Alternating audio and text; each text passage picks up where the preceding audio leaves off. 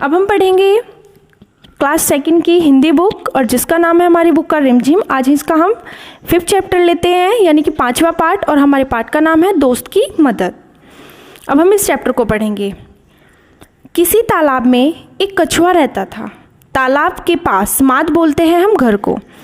माद में रहने वाली एक लोमड़ी से उसकी दोस्ती हो गई। एक दिन वे तालाब के किनारे गपशप कर रहे थे, यानी कि गपशप बोलते हैं हम, बातें कर रहे थे वो दोनों आपस में, कि एक तेंदुआ वहाँ आया। दोनों अपने अपने घर की ओर जान बचाकर भागे। वो क्यों भागे? क्योंकि वो तेंदुए से डर रहे थे। लोमड़ी तो सरपट दौड़कर अपनी माद में पहुँच गई।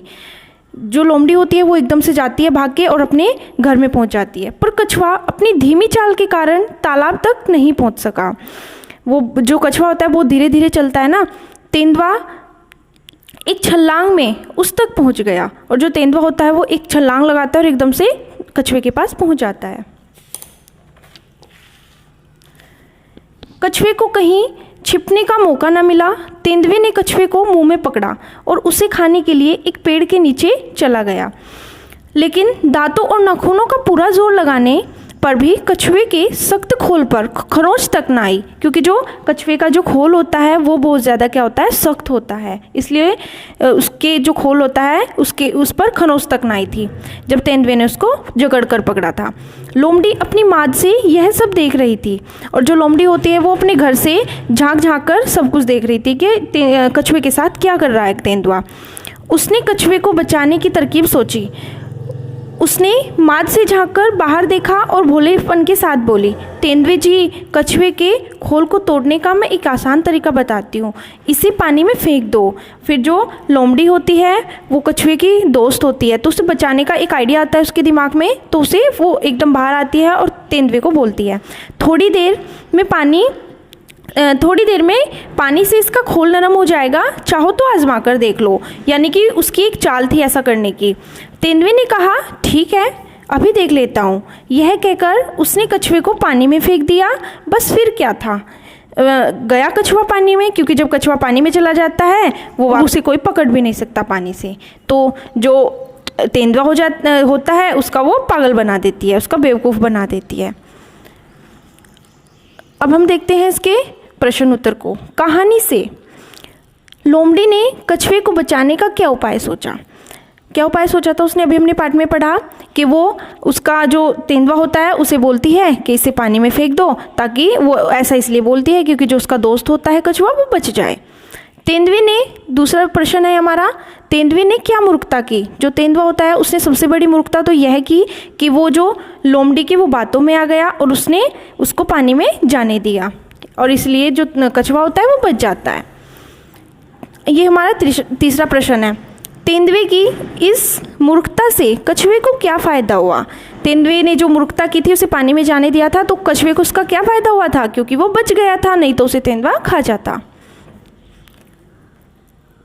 गपशप।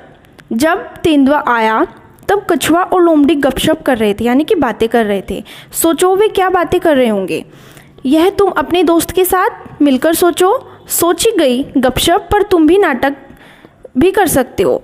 वे दो दोस्त थे, तो आप अपनी फ्रेंड के साथ, दोस्त के साथ क्या बातें करते हो ये आपको बताना है। कछुआ चाल। कछुआ बहुत धीरे धीरे चलता है, इसलिए जो बहुत धीरे चलता है उसके लिए हम कहते हैं वह कछुए की चाल चलता है, ऐसा बोलते हैं ना। अब बताओ इनके लिए क्या कहोगे? जो तेज भागता है उसे हम क्या कहेंगे? वह चीते की तरह भागता है। चीते की तरह भागता है। जो बहुत अच्छा तैराक हो उसे क्या बोलते हैं? वह मछली की तरह तैरता है, क्योंकि जो मछली होती है बहुत तेज तेज पानी में तैरती है।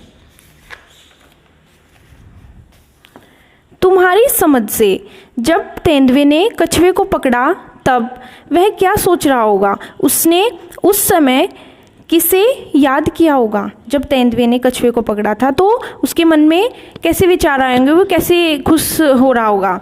उसने सोचा होगा कि वाह, आज तो बहुत अच्छा शिकार मिल गया खाने को। और उसने सबसे पहले किसको याद किया होगा? शायद भगवान जी को याद किया होगा कि थैंक गॉड, आज मुझे बहुत अच्छा शिकार मिल गया सुबह सुबह खाने को। खोल जैसा सख्त। बताओ कछुए के खोल जैसे सख्त चीज़ें और क्या हो सकती हैं? अब इसमें पूछा गया है जो कछुआ होता है उसका खोल बहुत सख्त होता है, तो ऐसी कौन कौन सी चीज़ें हो सकती हैं? लोहा भी हो सकता है, लोहा भी हमारा बहुत सख्त होता है। अखरोट का जो ऊपर का जो वो उसका कवर होता है वो भी बहुत सख्त होता है।